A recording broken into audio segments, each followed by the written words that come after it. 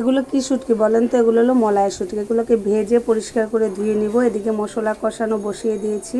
এই মলায়ের শুটকি দিয়ে কি দিয়ে ভালো লাগে বলেন তো? কার কোনটা দিয়ে ভালো লাগে জানি না। আমি আজকে কি দিয়ে রান্না করব সবাই বলবেন। এই মশলাতে আমি এই শুটকিগুলোকে ভালোভাবে কষিয়ে নিচ্ছি। ভালোভাবে কষানোর পর এটাকে কি দিয়ে দিব? এটা কিন্তু আমার আলু দিয়ে খুব ভালো লাগে। আলুটাকে আমি কুচিয়ে নিয়েছি। দেখেন এই শুটকিটাকে আগে ভালোভাবে কষাচ্ছি। কষানো যত ভালো হয় তরকারিটা তত ভালো লাগে।